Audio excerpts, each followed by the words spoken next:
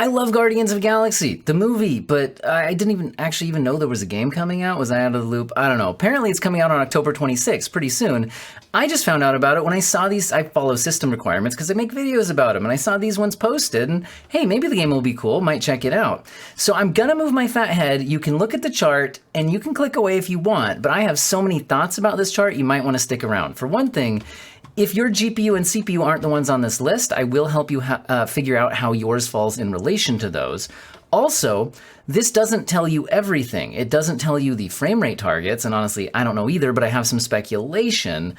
And, this has ray tracing off, ray tracing on. The point is I can help out a bit here. You might want to stick around. Okay, so first of all, let's not spend too long on some of the details, but one thing it's not telling you is like, okay, it tells us minimum is 1080p low. But we don't get a recommendation for like 1080p medium or 1080p high. It jumps right up to recommended being 1440p high.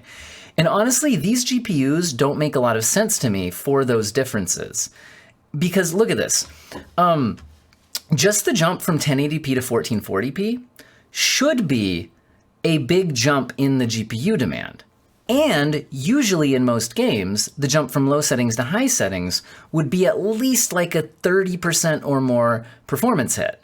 But the relative performance of a 1060 to a 1660 Super, on average, if we take a look here, I'll have a link to this in my description, by the way. This is from Tech Power Up. They have a GPU tier list, and this isn't perfect, but it's fairly accurate on average.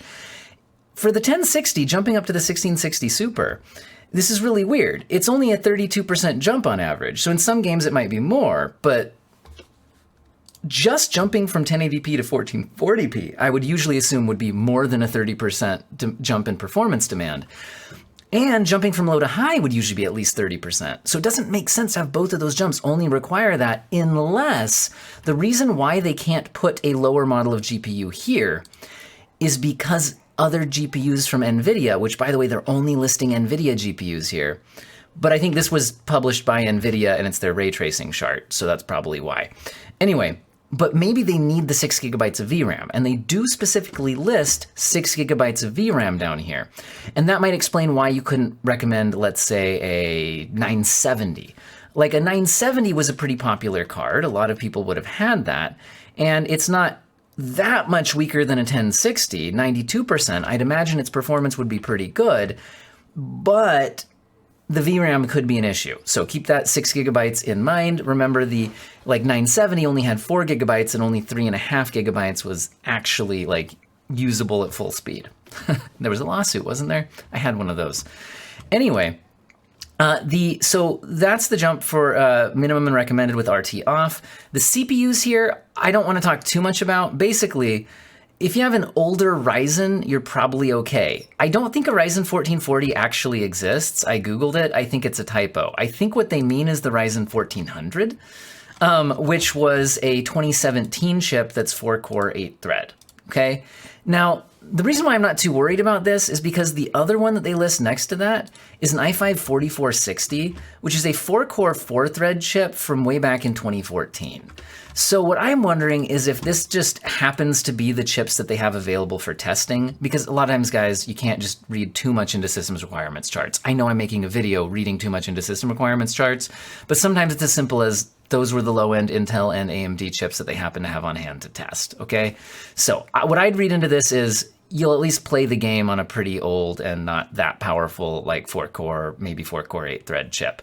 The i7-4790 is also a 2014 chip. It just jumps up the frequencies a little bit and has hyper-threading, so it goes up to 4-core, 8-thread.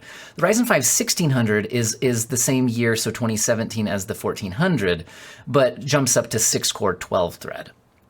Okay, now notice RAM jumps from 8 to 16 for minimum to recommended. That's pretty normal these days.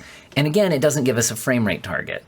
So I'm thinking the target is 60 FPS because usually recommended settings are going to be 60 FPS. Sometimes minimum isn't, but like I said, since there's not that big of a huge of a performance jump from a 1060 to a 1660 Super, I think that if this was targeting 30 FPS at 1080p low, there's no way a 1660 Super could be getting 30 FPS at 1440p high, let alone 60. So if I assume that this is 60, I would think that the 1060 is actually getting better than 60 FPS here.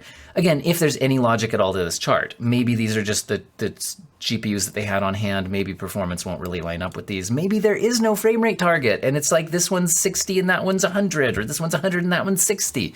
Maybe there's no sense at all. Who knows? Anyway, let's jump over to the ray tracing. Once again, this is weird because it jumps from 1080p to 1440 to 4K, which is better than nothing. What I really hate is that they're not just starting with the high or ultra settings. By the way, notice that the recommended were for high, not for ultra, but there appears to be an ultra because it's listed here. So they're increasing the normal graphics settings, not ray tracing settings, from low to high to ultra, as they also increase the ray trace settings from high to very high to ultra. Now this is weird to me because I think the way I think most people would use this is usually with ray tracing, you try to max out the normal settings first, maybe go to high instead of ultra before you'd consider if you had enough headroom to turn on ray tracing. So these don't, to me, line up very much with how a normal person would use ray tracing. Maybe they're doing this just so that an RTX 2060, the weakest ray tracing card, can factor in here. Maybe it couldn't handle it with better than low detail settings. We also don't know if this is with DLSS. It doesn't say it anywhere, and I couldn't find that information anywhere. I know the game will support DLSS, but I don't know if these recommendations have that factored in. Anyway, they're jumping from a 2060 for the 1080p low RT high to a 3070 from 1440p. High detail, ray tracing very high, and then 4K is the 3080, ultra detail, RT Ultra. And again, this still doesn't make a lot of sense to me, like the jump from the 1060 to the 1660 Super, because like, okay, maybe jumping from the 2060 to 3070 for that increase and that increase makes sense. But from the 3070 to 3080, I mean, you're also jumping from 1440 up to 4K, and then from high to ultra and very high to ultra. I mean, maybe there's not a big jump from here to here, which would explain that, but I don't know, guys. I feel like this isn't maybe the most well thought out chart. Now, notice that CPUs are more demanding here than they were with ray tracing off, and that actually does make sense because unlike most graphics settings, ray tracing does increase the CPU load. And I actually got that wrong in one of my system requirements videos a couple months ago and got corrected. And that is correct. CPU use does increase with ray tracing. Now, that doesn't necessarily mean you really need a 10700. A lot of times in these charts, they just keep upping the CPU as they up the GPU, even though that doesn't actually make a lot of sense unless you're trying to target a higher frame rate. If you're sticking at the same frame rate, you're more likely at the higher settings and resolutions to just be GPU bottlenecked. So I would say you're probably actually okay here, assuming you're just going for 60 FPS or something like that, and that the increases would of course be nice. Now, where does your CPU fall? I'll link this in my description. This is the Tom's Hardware gaming CPU benchmark hierarchy. So you can find where those ones are on this list, and you can also find where yours falls on this list. Now, I'll scroll through this a little bit, but you could actually go to my description and take a longer look at this. Basically, their highest recommended ones are near the top of modern gaming, and the lower recommended one, like the 9400, isn't so bad. Okay, I don't want this video to go on forever because, like I said, we can only read so much into this. Now, I will also link in my description this. This is a video where they're showing off the ray tracing to see if it's worth it. Like RTX on, if you didn't have it on, it would look slightly different on the reflections and lighting and shadows and things in there. So, hey, maybe that's worth it to you for the performance hit. You can take a look at that video and they talk about the implementation. Are you guys getting this game? Like I said, it wasn't really on my radar. I hope all of you have an excellent day.